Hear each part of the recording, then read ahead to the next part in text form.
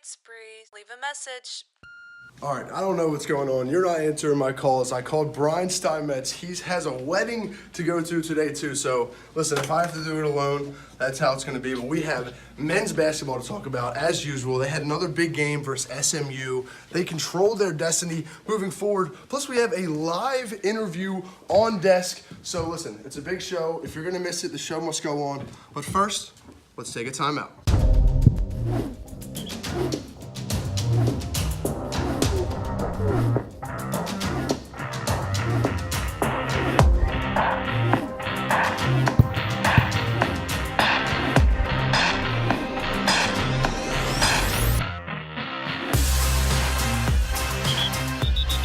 Hello and welcome into Temple Timeout, the official web series of the Temple Update Sports Desk. It's a good day to be a fan of Temple men's basketball as the Owls are keeping tournament hopes alive as they were in action on Wednesday, who took care of business versus SMU. And we're going to get to a couple things we learned from this game. First of all, the final 82-74, and we learned that big man replacement Justin Hamilton, the sophomore, in for Ernest Aflakby, is showing his skills on offense. He started 5 games in a row. He had 8 points and 5 rebounds, looking very comfortable. And here, as you see the end one there, still a lot of growth to be had with him. But moving on though, Shiz Alston, this is what we want to talk about. He can absolutely close out games. He finishes with 11 straight points, hitting several clutch shots. He single-handedly pushed the Owls to a 7-point lead in the final minutes of the game. Down the stretch, listen, college games are close. To have an even-keel guy like that is super important. Moving on now, Nate Pierre-Louis. Is there a college dunk contest that we can sign this guy up for? Even when he's not dunking, his ability to get to the lane sets this man apart. And having somebody like that, he provided this exclamation point dunk at the end of this game to really just take the hearts out of any SMU fans watching. And after the game, he and Shiz sounded off on the big win. Well, I know when Shiz hit 1 or 2 in a row, it's over. And I'm looking for him. If he's open, I'm passing it. We just try to pass him the ball in the middle, getting his little pivot, turn around jump shot. You know it's cash. So. It kind of feels like when we win, it doesn't really matter, but when you lose, you're out of it. So that's if I'm being honest, that's how it feels. So hopefully we just keep winning and we just stay the same. These next 6 games are very important, especially this one on Saturday. So it's a Tier 1 team. I think that's what you call it. I'm not sure what you call it, but yeah. So we get that when we put ourselves in pretty good shape. Quadrant 1. So that's how you say it. Quadrant 1.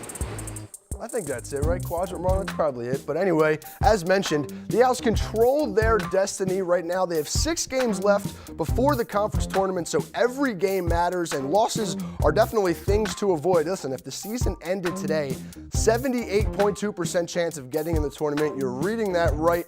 I'm guessing they're assuming they're going on a big-time run. The most likely seed will be 11 ranked, but like Shiz said in that interview, it's a time to win right now, and if you win, that's when it matters. But in related news, this team is now 2-0 during theme nights at the Liacouras Center, and it started last week, and now this game, it was 90s night in the Liacouras Center, like we said. And listen, Temple Athletics, their digital team had to be all over this, because Hooter, he's rocking the Will Smith high school jersey from the Fresh Prince of Bel-Air Academy. And of course, if it's free t-shirt night, it's going to be a swarm at the door, no doubt about it. And even Bree was there emceeing. She's alongside Mario, who, as we know, was absolutely booming in the 90s. And listen, we even talked to some fans live from 90s night, who, as you can tell, were loving it. First, I really like these shirts. These are some pretty sweet shirts. It's awesome, man. Plus the music, come on. Who doesn't love throwbacks? The t-shirts, I think they're adorable. It's all right. I'm not a big bubble letter guy. It could be a little more colorful because, I think the 90s were a little more colorful than just white. We just need some 90s music up in here. We need some 90s rap. We need music, yeah. So 90s night is a good time. The music's great. And the students are having a good time too, so it's a good time. Okay, so we've heard from the fans, and clearly the players love it with 2 wins in a row. So now let's welcome on the reason this is all happening, the Assistant Athletic Director for Marketing and Fan Engagement, Karli Hausman. First of all, thanks for coming on the show today. Absolutely. Thank you for having me. Yeah, sure. All right, so first of all, how much credit are you taking for back-to-back wins? The only time they had theme nights this year, back-to-back wins. I mean, if it wasn't for the athletic department, no. It was completely the players, obviously, but we just like to create the game day atmosphere and make it as fun as possible for the students to come out. Yeah, all right, now rewinding back just a little bit, where did the idea for theme night even come from, and what is your role in making it happen? Sure. Well, my role is to make it happen. So the ideas are always flowing in our department, and it's always, for football, we did Star Wars night, which was actually a challenge for me because I'm not a Star Wars person, but I, dove in head first and really figured it out. And somebody came up to me and said, you know what? I don't know what we can do with this, but what do you think about doing a meme and gift night? And I was like, this has potential. So I took it to our department and I said, guys, there's a group of students. I said, let's do something with this. And I think every single creative person in our department contributed some way, shape, or form. Wow. Yeah. So if you had to pick yourself, meme night or 90s night, which one's more up your alley? I mean, being that I grew up in the 90s, that was cake. I got that one on lock. The whole Mario thing and Super Nintendo. I got really weird with that, but that's the whole fun aspect of it. But I have to go with meme night because it was edgy, it was funny, we had everybody laughing. We had meme cams that kind of poked fun at the opposing team. So yeah, I'd have to go with meme night. All right, I think that was the fan favorite as well. All right, so finally, can fans expect any more theme nights moving forward?